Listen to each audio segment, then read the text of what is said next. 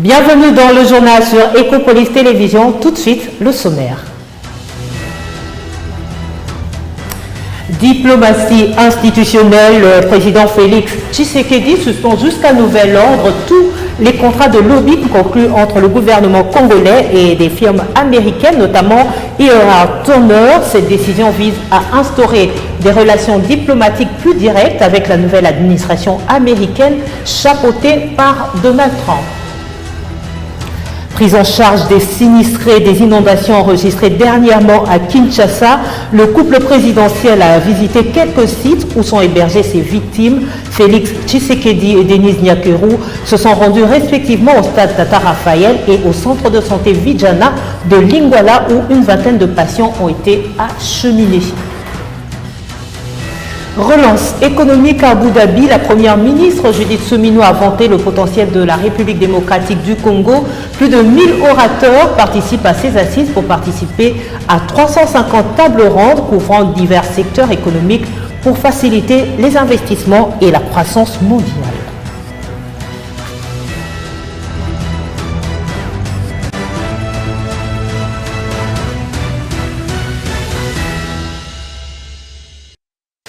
Le président de la République, Félix-Antoine Tshisekedi, annonce la suspension immédiate jusqu'à nouvel ordre de tout contrat de lobbying avec des cabinets américains. La décision a été annoncée lundi 7 avril par la porte-parole du président de la République, Tina Salama. Cette suspension de contrat concerne particulièrement la firme E.R. Turner, dirigée par une ancienne de l'équipe de campagne du président Donald Trump, Saturna Jimbe, pour plus de détails plutôt.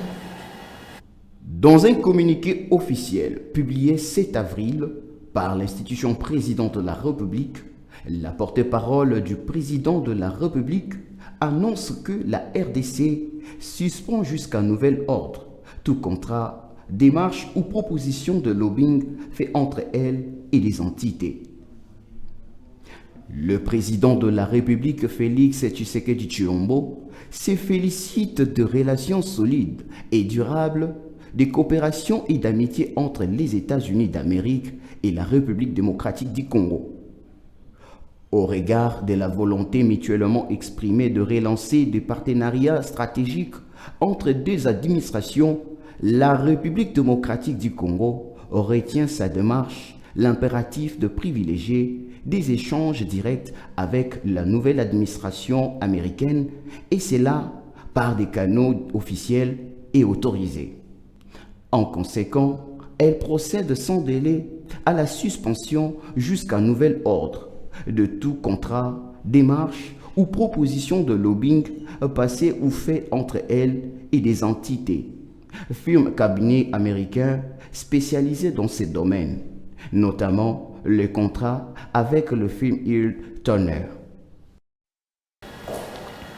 Relance économique dans ce journal, la première ministre Judith Suminwa a participé au Annual Investment Meeting Congress à Abu Dhabi. Cet événement dont les travaux ont été ouverts lundi 7 avril rassemble des leaders mondiaux et des investisseurs pour discuter des enjeux économiques globaux durant 2 jours. Les participants vont s'atteler sur les investissements et la croissance mondiale. La participation de la chef du gouvernement de la RD Congo retient particulièrement l'attention des orateurs qui participeront aux assises d'Abu Dhabi. L'intervention de la chef du gouvernement de la RDC est très attendue au débat des leaders mondiaux sur la nouvelle vague d'un paysage d'investissement mondialisé, et cela dans un contexte national marqué par une catastrophe naturelle majeure qui vient de frapper la ville de Kinshasa et ses environs, illustrant ainsi sa capacité à concilier urgence immédiate et vision stratégique. Cette gestion des crises en temps réel, couplée à sa présence à Abu Dhabi, incarne la résilience congolaise, une capacité à rebondir face aux défis tout en poursuivant des objectifs de développement à long terme. Dans son allocution, Judith Suminwa Tuluka soulignera la nécessité d'une structure mondiale équilibrée, appelant à des investissements directs étrangers qui soutiennent la diversité économique, notamment dans le secteur minier, agricole et numérique. Elle mettra également en avant les réformes engagées par son gouvernement pour améliorer le climat des affaires malgré les défis infrastructurels et sécuritaires. La chef du gouvernement rappellera que la RDC, avec ses ressources naturelles et son potentiel humain, est un pilier incontournable pour une croissance inclusive en Afrique. En marge des sessions, des échanges auront lieu entre la délégation congolaise et des représentants des Émirats arabes unis sur des projets concrets, notamment dans les énergies renouvelables et la gestion des risques climatiques. Toujours dans le même registre, à la 14e session du Forum annuel de l'investissement, la première ministre Judith Suminwa a mis en exergue le potentiel de la République démocratique du Congo, offrant ainsi de grandes opportunités d'affaires dans le secteur des énergies renouvelables, la création de projets ou le développement des chaînes de valeur. Suivez. La première ministre congolaise, Judith Suminwa Tuluka, a marqué le débat des leaders mondiaux par une intervention remarquée. Elle a présenté la RDC comme une terre d'opportunités malgré ses défis. Avec un marché de plus de 120 millions de personnes et des réformes en cours pour améliorer les climats des affaires, la République démocratique du Congo se positionne comme une destination attractive pour les investisseurs, a-t-elle déclaré avant d'ajouter « En investissant en RDC, il y a des opportunités pour diversifier. » La chef du gouvernement a détaillé les atouts congolais, 500 000 km² d'air protégés, 90% du bassin du Congo, un marché de 20 millions d'habitants, dont 60% des jeunes, 9 pays frontaliers comme débouchés naturels, le projet de port en eau profonde à Banana avec DP World. En marge de travaux, les présidents Denis Sassou Nguesso et Urmano Sissoko ont visité avec la première ministre Judith Suminwa Tuluka les stands de l'ANAPI où les potentialités d'investissement en RDC sont présentées aux partenaires internationaux. À côté du congrès, Judith Suminwa Tuluka a accordé une audience au docteur Tani bin Ahmed Al-Zeoudi, ministre d'État émirati au commerce extérieur. Les discussions ont porté sur les accords entre les deux pays qui sont en train d'être finalisés. Dans les prochaines semaines, nous aurons de bonnes avancées sur un certain nombre de projets communs, a-t-on appris de cette rencontre. Disons-le, les sommets se poursuivent jusqu'au 9 avril prochain avec des ateliers sur les infrastructures résilientes, la transformation agricole, la transition énergétique et l'intégration économique régionale.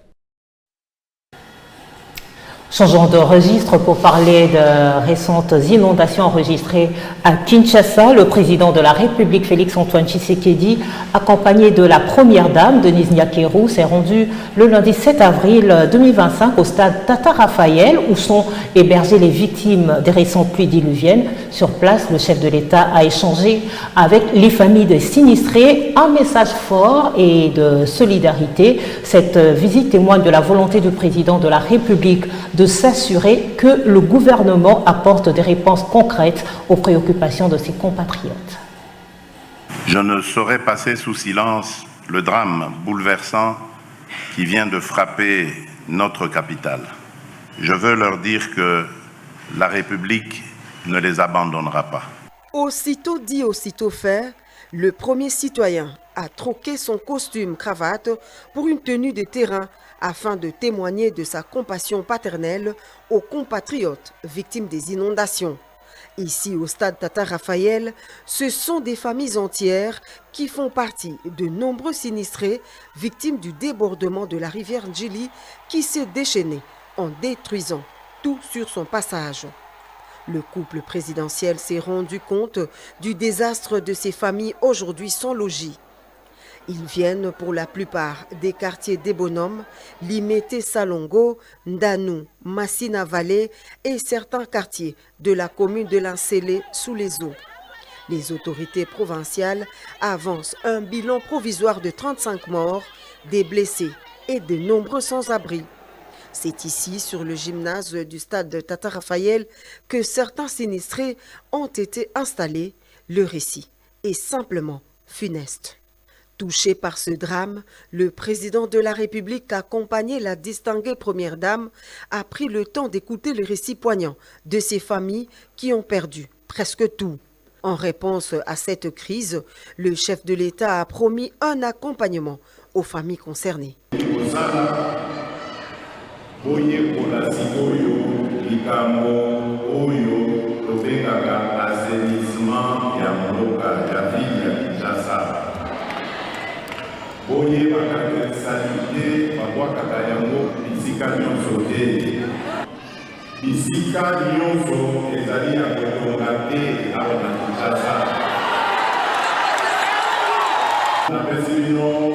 Merci.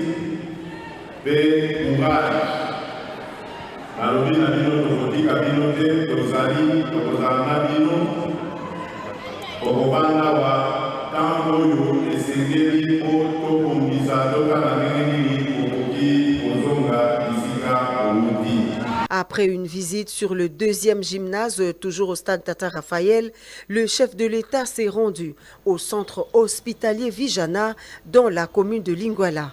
Ce centre a reçu au total 20 malades victimes des inondations et sont venus de quelques centres hospitaliers du district de Tchangou et de la commune de Mongafula. Ce sont des rescapés de la furie des eaux qui ont perdu beaucoup de leurs membres de famille.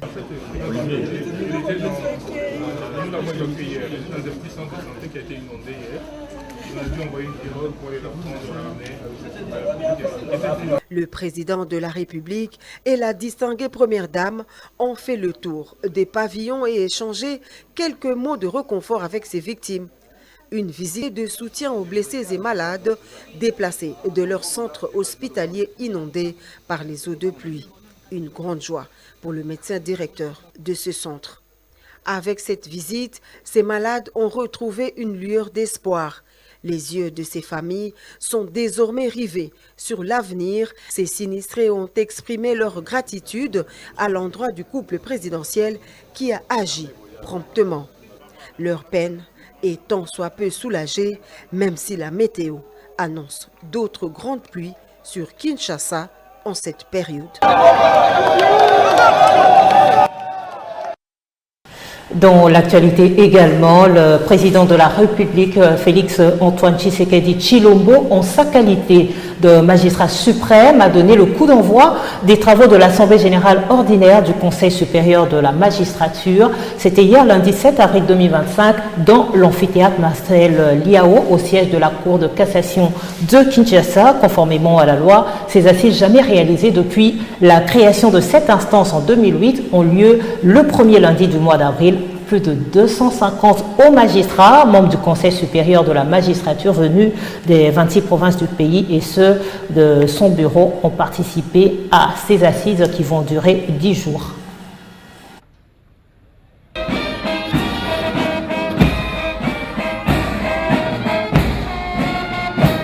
Conformément à la Constitution, c'est 7 avril 2025, premier lundi du mois d'avril, le Conseil supérieur de la magistrature s'est réuni pour la toute première fois depuis sa création en 2008 pour tenir sa première assemblée générale ordinaire. Tous les membres de droit, ceux élus venus de 26 provinces du pays et ceux de son bureau, vont statuer pendant 10 jours sur le fonctionnement du pouvoir judiciaire.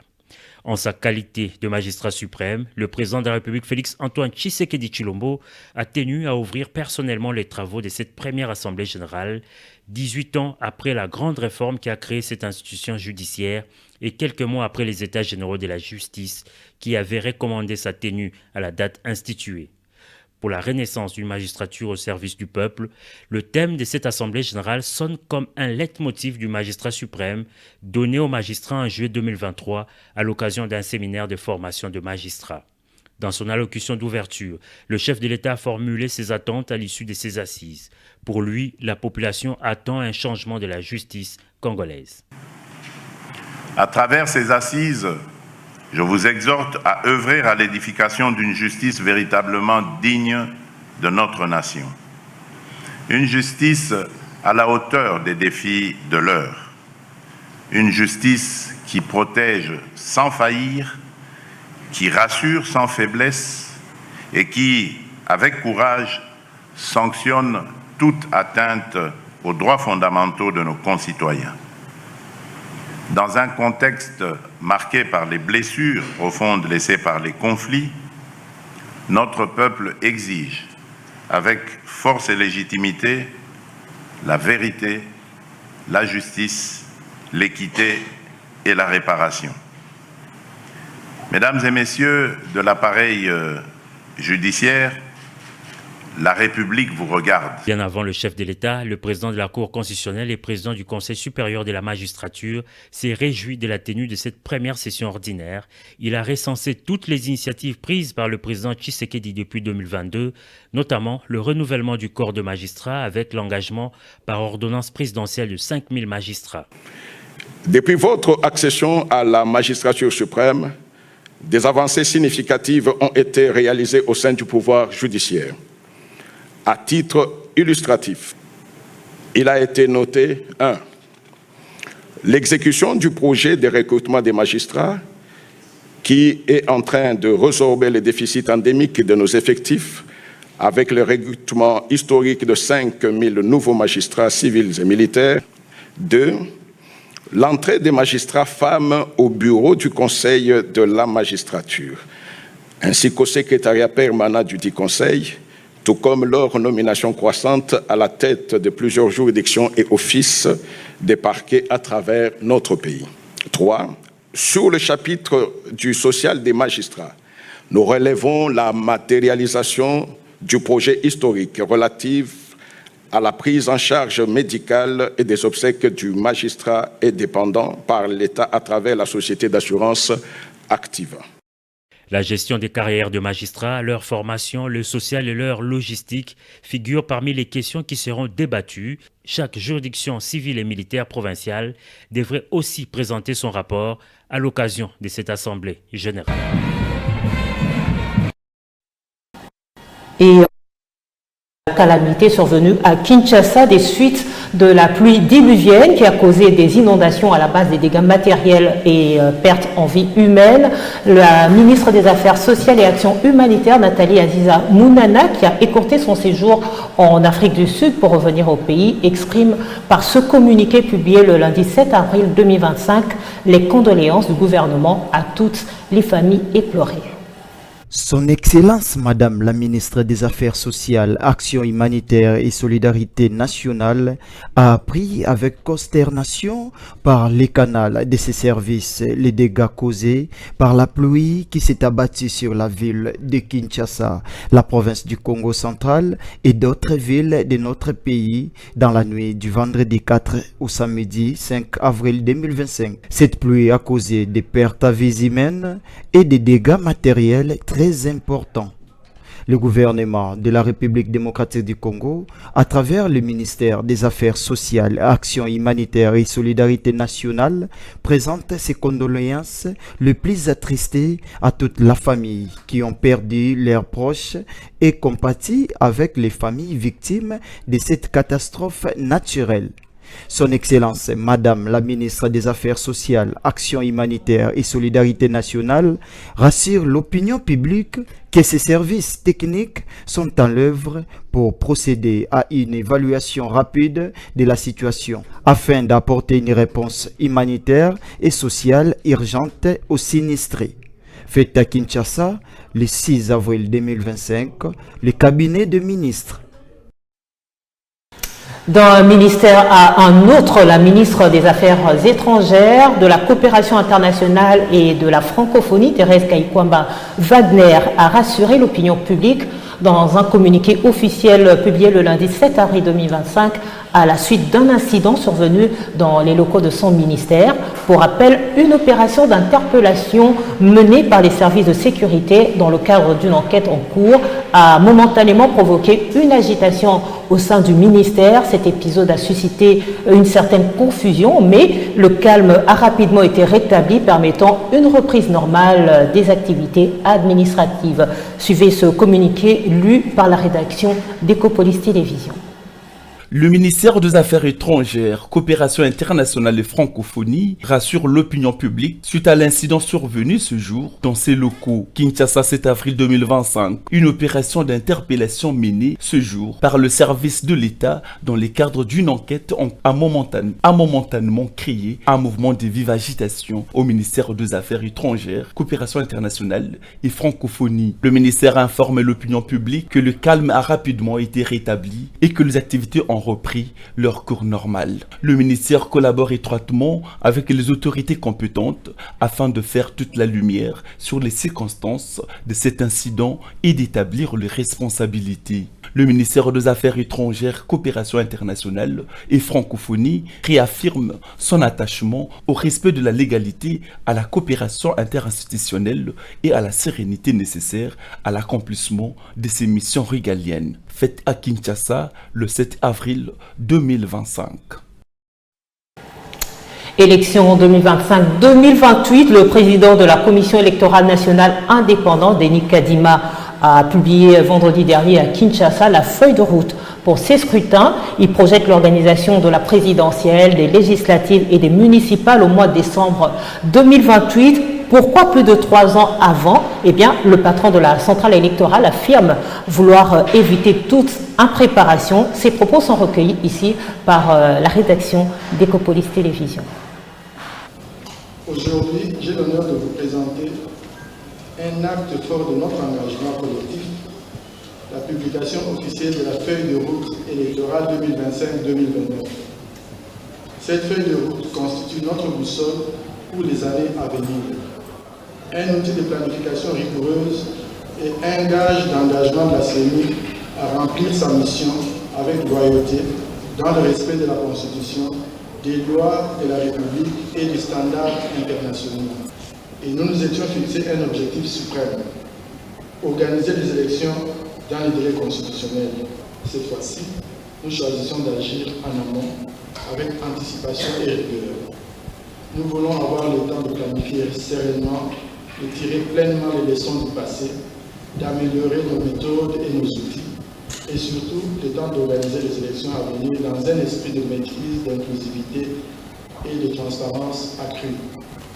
Nous avons organisé des élections inclusives en enregistrant plus de 100 000 candidats, un chiffre inédit dans notre histoire et même dans l'histoire du continent.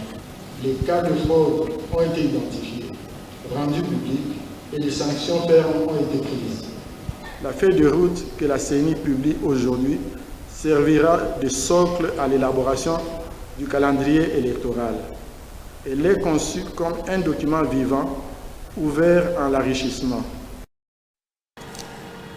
Tout à fait autre chose, le président de l'Assemblée nationale, Vital Kamerhe, était l'hôte de marque des femmes parlementaires le lundi 7 avril 2025 dans la salle de banquet du Palais du Peuple en marge de la clôture du mois de mars consacré aux droits de la femme. Pour les élus femmes, la présence du speaker de la Chambre basse du Parlement à cette manifestation témoigne de l'attention soutenue de Vital Kamerhe à la gente féminine. Dans son mot de circonstance, l'instigatrice de cette journée, les députés Percy Nzouzi, a rendu un vibrant hommage au chef de l'État, champion de la masculinité positive pour son implication dans l'émancipation de la femme en société, ainsi qu'au président de l'Assemblée nationale pour son accompagnement dans la matérialisation de ses projets. S'adressant doublement à l'assistance pour d'abord le mot d'ouverture puis pour le mot de clôture, Vital Kamerhe, speaker de la Chambre basse du Parlement, conscient du contexte sécuritaire toujours marqué par la guerre d'agression rwandaise, a par des paroles d'espoir rendu hommage aux femmes dans la partie est du pays, première victime de cette guerre d'agression, et évoqué à travers cette journée inédite la réalisation de l'un des objectifs de cette législature qui est de valoriser la femme parlementaire congolaise pour l'autonomisation de celle-ci, reconnaissant aux femmes parlementaires le même droit qu'à leurs collègues hommes. Juste après,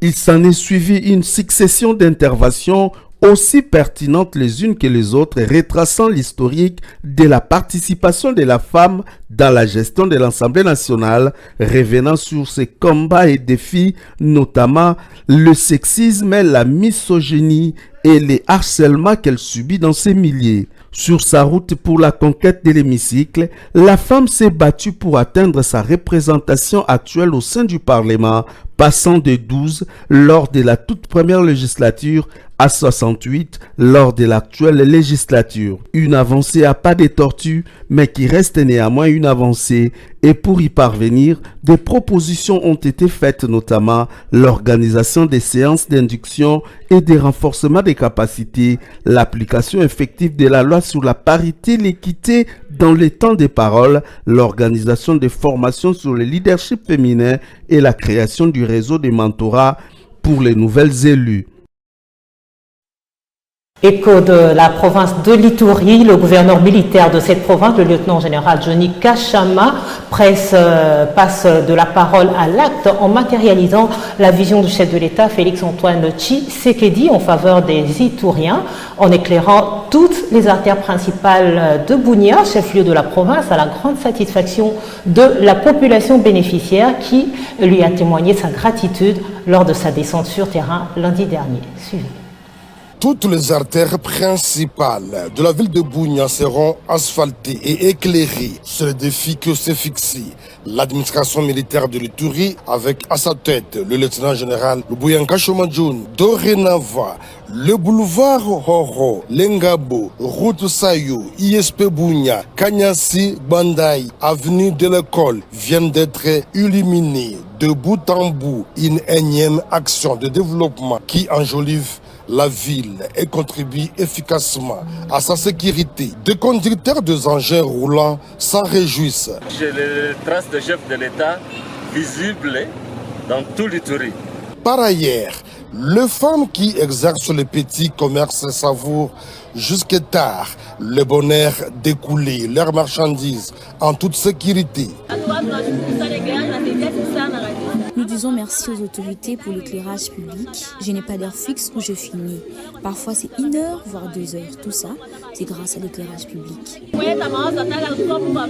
Émerveillé par cet éclat de beauté qui reflète Bunia, le dignitaire d'État, Lokuninembe Thierry de l'ISP Bunia, pense que la population est dans un impératif d'accompagner ces initiatives afin de pérenniser ces acquis de l'état de siège. Si on ne les détruit pas, cela montre que la population a un niveau d'éducation, cela montre qu'on est responsable, cela montre qu'on est des bons citoyens et c'est ça ce qu'on doit témoigner. Exécuté par l'Office de voirie et drainage, OV2 en sigle, ce projet d'installation de lampadaires solaires accompagne celui de l'asphaltage de la voirie urbaine de Bunia va se poursuivre dans le territoire car le développement et la sécurité vont de pair, chose qui se concrétise en ville tout comme en campagne sous l'état de siège tel que voulu par le chef de l'État, Félix-Antoine Tshisekedi Tshilombo. Voilà qui met fin à ce journal. Merci de votre fidélité et de nous suivre également sur YouTube et sur le compte X d'Ecopolis Télévision. À très bientôt.